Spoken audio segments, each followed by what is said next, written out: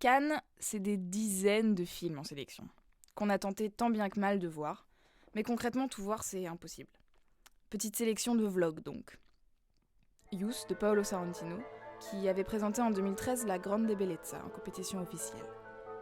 Et pour finir, Love de Gaspar Noé, qu'on n'avait pas vu depuis Enter the Void en 2009.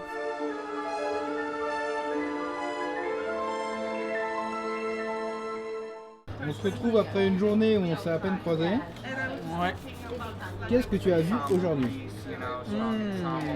Ce qu'on a vu aujourd'hui. Alors ce matin on avait Youth, un film avec Michael Caine notamment. C'était ce matin ça. C'était ce matin, ouais. C'était la première séance. Et Harvey Keitel. Et Harvey Keitel. oui, et Harvey Keitel. Et c'était vraiment un film super, beau, avec des belles images, des beaux plans. Et un scénario qui a de l'idée, il tient vraiment la route, enfin, c'est bien écrit. Qu'est-ce qui t'a le plus touché ? Ce qui m'a le plus touché, c'était le personnage de Michael Caine qui est là-bas, en fait qui est dans une maison de repos. Hôtel, en fait. Pardon ? Une sorte d'hôtel. Une sorte d'hôtel ou une maison de repos, ouais. Une sorte d'hôtel médicalisé en fait.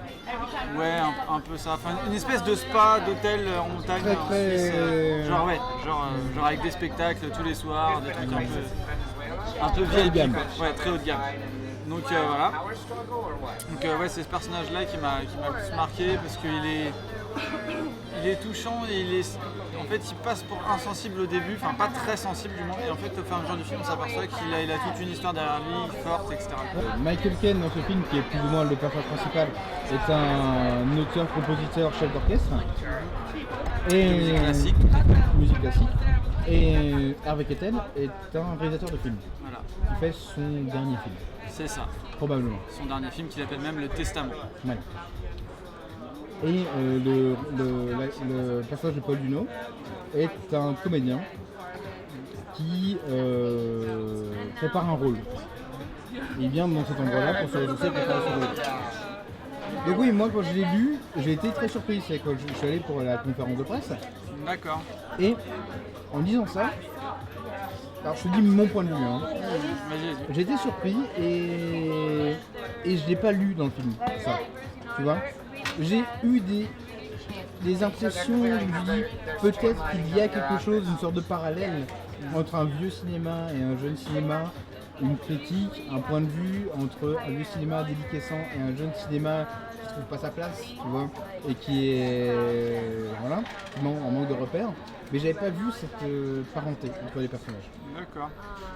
Ouais, après elle était vraiment subtile, enfin, pour arriver à la saisir, fallait suivre le film et puis c'était pas complètement net non plus, enfin c'était pas très accentué, donc je me demande si le réal s'est pas dit tiens est-ce que je le fais pas vraiment en douceur pour que ça soit à plusieurs sens de lecture possible, quoi. Il a fait tellement en douceur que moi j'ai pas vu. Oui, après voilà, chacun a sa perception des choses. Est-ce que tu aurais un truc à rajouter sur Youth ? Qu'est-ce que Non, tu si dirais ce n'est que le casting est très très bien. Enfin, oui, si, il est bien. Ah merci. On a un bon casting avec des bons acteurs et ça marche bien. Est-ce que tu conseillerais aux gens d'aller le voir ? Ouais, franchement, ouais. Ouais. Ça fait partie, d'après moi, des films importants de ce festival 2015. Just your love, just your anointing oils, just your face, just your voice, and my soul, and my fingers, and my beloved. Just your beloved. You were right. Just your beloved. Music is all I understand. And my beloved. On va parler de mon coup de cœur, qui est Love de Gaspard Noé. Je suis absolument pas objectif sur le travail de Gaspard Noé, parce que je suis fan de cet homme-là. Donc vous allez me dire un peu ce que vous en avez pensé. Alors, tu commences ou je commence ? Je t'en prie. Alors, ce que j'en ai pensé, c'est un film qui possède des lumières, enfin en tout cas il y a un travail esthétique plutôt, pour synthétiser, qui est hyper abouti, c'est-à-dire qu'on n'est pas sur du film classique, on est sur de la recherche.